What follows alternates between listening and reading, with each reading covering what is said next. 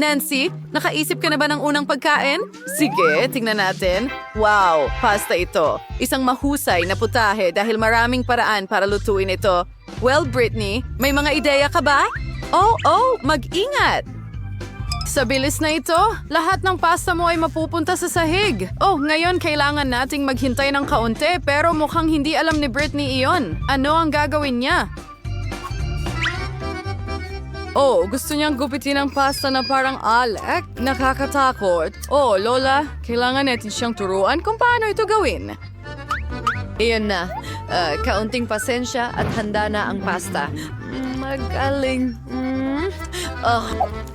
Oh, at tinatawag nila itong pasta? Aba, hindi ito pwede. Hindi, kukunin natin itong pasta at itatapon natin.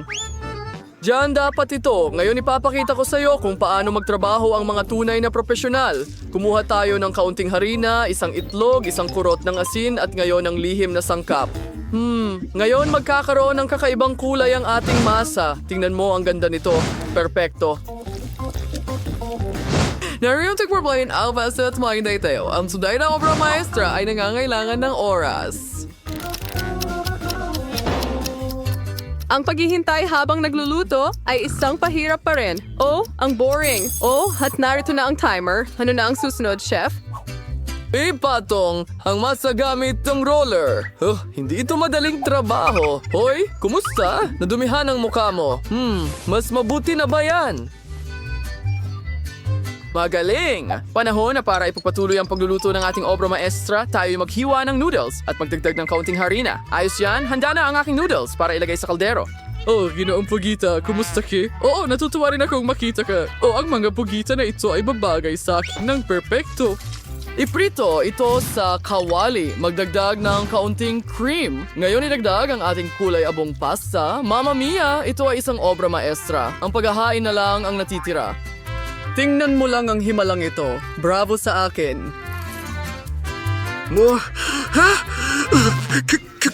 Ketchup! Nakakatakot! Oo, gaano kaiba ang ating mga kalahok sa isa't isa? Brittany, ano ang ginagawa mo? Mukhang tumigas ang kanyang pasta, pero may ideya siya. Ang instant noodles ay laging mabilis at medyo masarap, pero mas masarap kaya ang mga noodles na ito kaysa sa pasta ni Lola at Chef. Malalaman natin ngayon, oh Nancy? Oras na para tikman ang mga putahe. Wow. Mukhang kakaiba ang pasta na ito. Subukan natin ngayon. Sandali, mga pugita ba ito? Interesante. Nakakatakot! Nakakadiri talaga. Sige, mas mukhang masarap itong pasta. Ngayon, subukan natin kung ano ang lasa nito. Paborito kong ketchup. Ang sarap talaga. Pero may isa pang kandidato. Ito ang paborito kong maanghang na noodles. Subukan natin ito ngayon. Yay! Wow! Anong lasa? May tubig ba ang sinuman? Talagang maanghang ito. Ayos lang ako. Astig naman. Ito ang panalo. Wow, Brittany! Congratulations sa iyong pagkapanalo. Minsan hindi mo kailangang gumawa ng marami para manalo. Kaya ano ang meron tayo dito? Chichirya? Siyempre, sino ba ang hindi gusto ng chichirya? Ngayon malalaman natin kung sino sa ating mga kalahok ang nagluto ng pinakamasarap na delicacy. Brittany, ano ang ginagawa mo? Ngayon ipapakita sa iyo ni Lola ang lahat. Madaling balatan ang patatas gamit ang espesyal na kutsilyo. Ngayon hinihiwa natin ang patatas ng ganito, binubuksan ang ating kalan. Hindi tayo nagtitipid sa mantika para maayos na maluto ang ating chips. Kita mo, Brittany? Walang komplikado. Sige, subukan natin ito ngayon. Oo, ulan ba ng balat ng patatas yan? Brittany, mag-ingat kay. Mukhang hindi pa nabalatan ng patatas na ito. La. Mas madali pa ito kaysa sa inaakala ko. Super. Isa akong tunay na pro.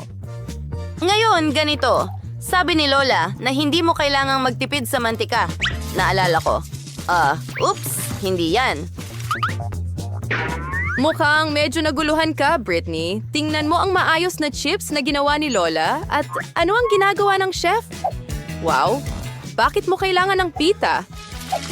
Hindi mo pa nakikita ang ganitong mga chips kahit saan pa. Ito ang aking eksklusibong resipe. Ayan na, piniprito natin ng mabuti hanggang maging malutong. At syempre, ang cherry sa cake ay ang aking signature sauce. Ang tunay na chef ay hindi natatakot magtrabaho gamit ang apoy.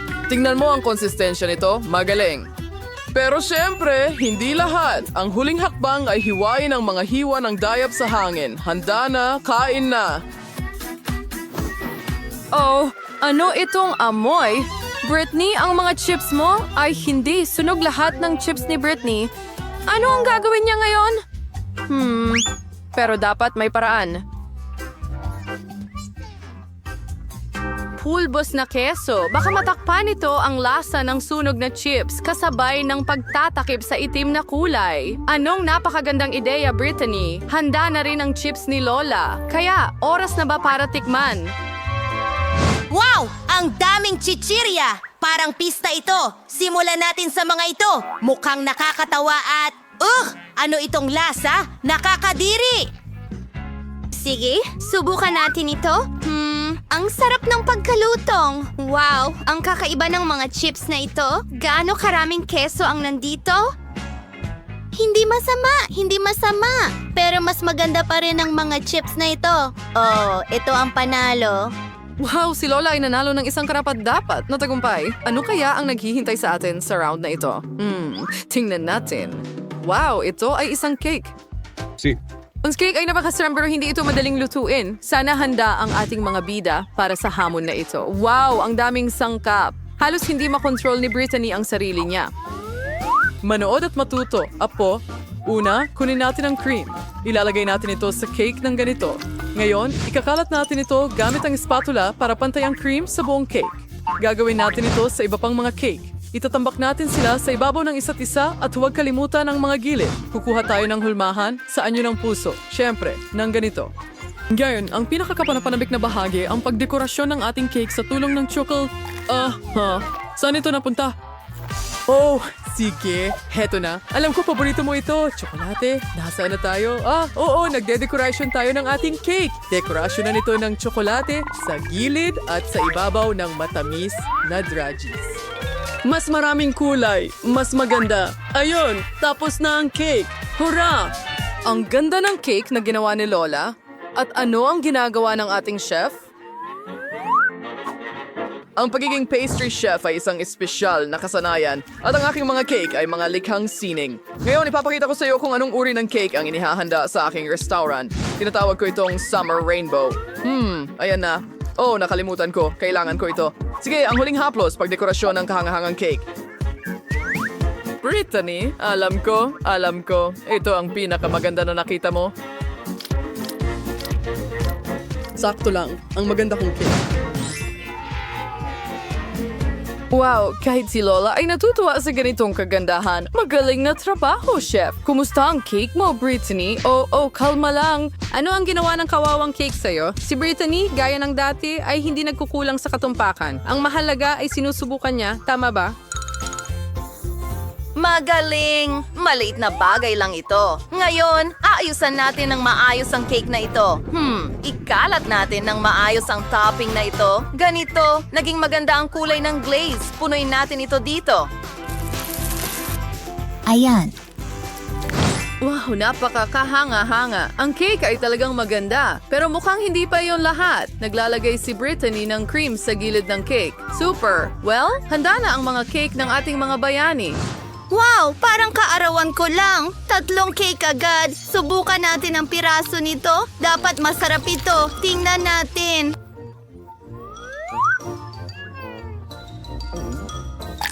Hindi ka panipaniwala. Well, kailangan nating subukan ng iba pa. Gusto ko ang kulay nito. Subukan natin. Tingnan natin. Hindi masama. At sa wakas, ang huling kalahok, ang daming kulay. Wow! Ito ang paborito kong mga draggy.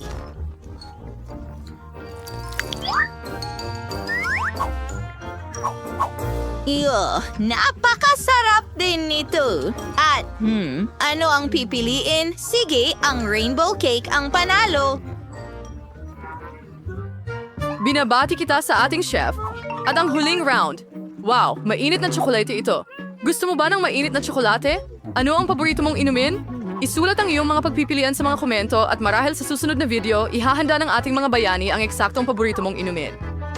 Oh, gagawin ng chocolate shells at pulbos ng kakao. Marachoris ng chocolate bar door. Magaling. Ngayon, haluin sa chinawabit siyang mainit na chocolate. At syempre, kailangan mong inumin ito mula sa pinakamagandang tasa. Ayan na. Oh, ang tamis naman. Pero parang masyadong madali ito para sa chef. Ngayon makikita mo kung paano inihahanda ang pinakamasarap na mainit na tsokolate. Magdagdag ng isang kutsara ng cream. Ngayon, ilang marshmallow at kaunting kanela. Anong ganda. At ano ang ginagawa ni Brittany? Mukhang may ideya siya kung paano palamutyan ang kanyang mainit na tsokolate. Whipped cream? Hindi masama. Wow, tsokolating syrup at drudges. Ang galing. Ngayon ay dinidisenyo niya ang mainit na tsokolate gamit ang cookies at matamis na straw. Napakagandang inumin. Magaling, Brittany. Mukhang lahat ng ating mga bayani ay nakapagluto na ng kanilang inihandang mainit na tsokolate. Wow, may gustong sumubok nito muna. Ang yaman ng lasa. Super. Ngayon ito. Oh, anong tasa, Lola? Ang cute nito. Sulit subukan. Oo, hindi masyadong maganda. At ang huling kalahok natin, mukhang astig. Subukan natin. Medyo okay lang. Oh, sa tingin ko alam ko na kung sino ang nanalo. Ang inuming ito. Brittany, congratulations sa iyong pagkapanalo. Lahat ng ating mga kalahok ay magagaling. Nagustuhan mo ba ang... Bawat kalahok ay iikot ng gulong. Kung ano ang lumabas doon, iyon ang ipandidekorasyon nila sa cake. Wow, mukhang sinuwerte si Brittany. Makakapagdekorasyon siya ng cake gamit ang ice cream. Yes. Ngayon, aunting mouse, ano siya? 100 kilos ano ang nangyayari at mainit na sili. Seryoso? At paano nila maidedekorasyonan ng cake gamit ito? Well, ano yung pagagawa natin? Kailangan mong gawin ito, Anne. Sa totoo lang, hindi naman mukhang masama ang mga sili na ito. Ang mahalaga ay huwag isipin ang lasa. Ngayon sinimulan ni Brittany ang pagdekorasyon ng kanyang cake. Ice cream? Mahilig ka ba sa ice cream? Isulat sa mga komento kung anong flavor ng ice cream ang pinakagusto mo. Sinimulan ni Brittany ang pagdekorasyon sa gitna ng cake gamit ang mga bola ng strawberry ice cream. Ang sarap! Ang sarap. At ano ang meron tayo dito? Banana ice cream? Oo. Anong kamangha-manghang amoy? Kaya, ngayon kumuha tayo ng isa pang balde ng ice cream. Magmumukhang maganda ito sa itaas. Oo, mas maraming ice cream. Patuloy na dinidisenyo ni Anne ang kanyang cake gamit ang sile. Hoy, ano ito? Oh, Brittany, hindi mo pwedeng pakainin kahit ang mga ibon sa langit ng ganito kalaking tore ng ice cream? Magaling! Ann, huwag kang magpaabala sa iyong cake. Samantala, sisimulan ko ng tikman ng akin. Oh, oo. Ang sarap nito. Isang piraso ng ice cream, isang piraso ng cake. Perfecto. Gusto mo bang subukan ito? Ayan na! Akin lahat ito. At ikaw, subukan mo ang iyong cake. Ayos lang yan. Malaking bagay, isang cake na may sili. Siguradong hindi ito masama. Parang subukan natin ang isang piraso. Oo, hindi masama. Oo, ang anghang. Oo, hindi. Hindi ko kakainin ang ganitong cake. Hindi! Paglabag sa mga patakaran, hindi yan patas. Ngayon pipiliin namin ang iyong parusa. Ay, hindi! Oo. Tara na. Tabasco sauce, hindi maaari. Pero ang cake ni Anne ay maanghang na. Ngayon ay magiging mas maanghang pa. Kawawang Anne. At paano niya ito makakain ngayon? Wow, ang cake na ito ay talagang maanghang. Pero kailangan mo pa rin kainin ito. Magpakatatag ka, Anne. Kaya mo ito. Tara na. Tara na! Huwag bumagal. Ganito, piraso-piraso. Wow, mukhang minamaliit ni Brittany ang kakayahan ni Anne. Isa siyang bayani. Wow, sige, kaunti na lang ang natitira.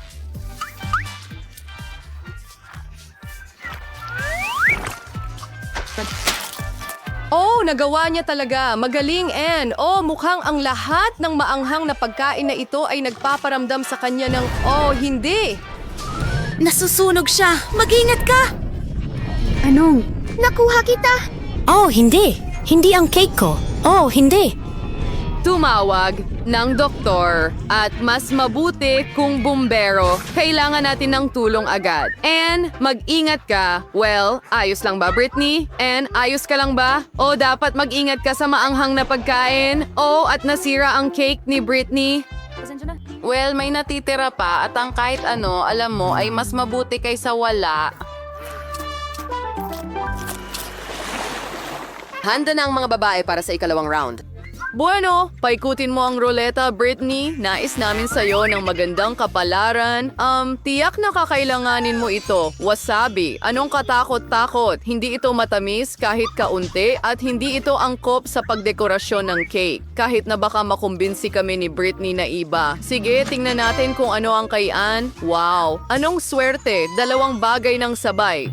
Mga tsokolate at Nutella. Ang sarap! Trauma. Oh, sige, Ann. Dapat ka na magsimula. Una, kunin natin ang Nutella. Ang sarap! Aba, paano ka makakatiis dito at hindi tikman ng kaunti? Ang tamis. Mukhang may ginagawa si Ann. Ano? Isang tagapagtayo? Ano ang ginagawa mo, Ann? Mukhang malinaw na ang lahat ngayon. Itatayo ni Ann ang kanyang dream cake gamit ang Nutella at candy bars. Maglagay tayo ng Nutella. Ngayon, dumaan tayo gamit ang roller para pantay ang pagkakalagay ng tsokolate. Magaling na trabaho. Ngayon, sukatin natin ang lahat gamit ang tape measure. Ganito. Lumipat tayo sa ilang mga bar. Idikit natin ang mga ito sa gilid ng cake ng ganito. Ilang bar sa itaas. Wow, mukhang nakatitik si Britney sa cake ni Ann. Panahon na para simulan mo ang iyong cake. Oh, ang wasabi cake ay, syempre, kawili-wili, hindi ba? Oh, marami dito, may kulang. Mukhang may ideya si Britney. Ngayon sinusubukan niyang magnakaw ng isang bagay. Ano ang binabalak mo, Britney? Mas madali talagang magtrabaho gamit ang ganitong pala. Magaling na trabaho. Hoy, Ann, ano ang ginagawa mo? Uupo ka na... Ay, hindi. Kumakain siya ng wasabi. Kailangan mong maging mas maingat sa trabaho, lalo na sa oras ng tanghalian. Oh, hindi natuwa si Ann doon. Well, Britney, oras na para tikman mo ang wasabi mo. Bon appetit. Nakakadiri. Hindi tulad ng cake ni Ann. Mukhang susubukan niya ito. Oh, Anna or track shares are purso. Oo, kakaunti ang gustong magbahagi ng ganitong cake. Britney, maaari mo lamang isipin ang mas mabuti kapalit ng iyong cake. Well, cake ni Ann, halimbawa, subukan natin ang isang piraso. Oo, hindi siya handang magbahagi. Samantala, halos tapos na ang mga babae. Si Britney, ang may huling piraso, masyadong nakakadiri. Kailangan nating kumain ng masarap na bagay agad-agad. Pasensya na, Ann. May nagsasabi sa akin na hindi ito pababayaan ni Ann. Maghanda ka, Britney. Naghihintay sa'yo ang gulong ng parusa. Ano kaya ito sa pagkakataong ito? Hulaw, na itlog. Anong katakot-takot. Pero pwede pa ng mas malala. Talaga, baka kailangan lang ni Britney na magtiis at magpigil. Aray! Isang tamang-tama na tama sa mukha. Pero mukhang nagustuhan ni Anne. Wow. Ngayon, si Britney ay may buong plato ng itlog sa kanyang ulo. Anong kasuklam-suklam? Bagaman, pagkatapos ng wasabi cake, marahil hindi na ito gaanong nakakatakot. Kaya, pupunta tayo sa ikatlong round. Ano ang naghihintay sa mga babae sa pagkakataong ito? Malalaman natin. Oh, Ann, ano ang meron ka dyan? Wow, maasim na candy. Sobrang asim pero sa parehong oras matamis. Nagtataka ako kung paano ito babagay sa cake. Ngayon, ikaw naman, Britney, sana hindi ka mas kaunting maswerte. Ano? Pagkain ng pusa? Biro ba ito? Ang cake na may pagkaing pusa ay maaaring magustuhan ng iyong alaga, pero para sa tao, nakakadiri pa rin ito. Bakit hindi ito bumubukas? Sige na. At si Ann ay walang ganitong problema. Wow, mag-ingat ka, Britney. Baka mawalan ka ng pangunahing sangkap. Tingnan mo lang ang mga candy ni Ann. Maganda ang mga ito at mas mabango kaysa sa pagkaing pusa. Oh, gusto ko talagang subukan ito. Susubukan ko ang isa. Oh, aray. Ang galing niyan.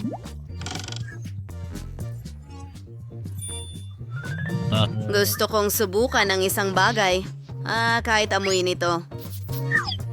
Oh, and oras na para palamutian ang cake gamit ang mga candy. Wow, tingnan mo lang ang mga matingkad na kulay na ito. Siguradong magiging napakasarap ng cake na ito. Super! Magaling, Ann! Ngayon, pwede mo na itong tikman. Uy, Britney, meron ka talagang sariling cake, ganyan. Hindi. Hindi, Britney. Hindi ito gagana. Meron kang isang buong kahon ng pagkain. Kailangan mong ibuhos ang lahat. Mahusay! Oh, isang buong bunto ng pagkain ng pusa. Samantala, si Anne ay nag-i-enjoy sa kanyang cake. Sa bilis na ito, wala nang matitira. Kailangan mo na rin magsimulang kumain, Britney. Magsimula tayo sa isang piraso. Oh, napakapangit ng lasa.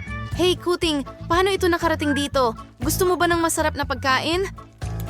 Magaling! Talagang matalino kang bata. Hindi masamang plano, Britney. Oh, mukhang nakain ni Anne ang sobrang asim na candy. Mag-ingat. Mukhang kalaban ni Anne ang bagong kaibigan ni Britney. Pasensya na, pero ang pagkaing ito ay para sa kanya. Anong walang lasa na cake para kay Britney? Napakaswerte ni Anne sa sarap. Wow, ang asim ay talagang sobra na. Hindi ko alam kung maganda o masama ang pakiramdam niya. Tawag ng tulong? Magaling, ito na ang pagkakataon ko. Mr. Cat, ikaw na ulit. Huwag mo akong bibiguin. Oh, mas mabuti na ba ang pakiramdam mo? Oo, sa tingin ko napansin ni Anne na hindi patas ang laro ni Britney. Panahon na para sa gulong ng parusa. Paikutin mo, Britney. Ngayon malalaman natin kung ano ang naghihintay sa atin. Oh, hindi yan. Ang pinakakakilakilabot sa lahat ng parusa, cake sa mukha. Huwag mag-alala, Britney. Well, at least kinain ni Mr. Cat ang karamihan ng pagkain, hindi ba? Anong problema mo?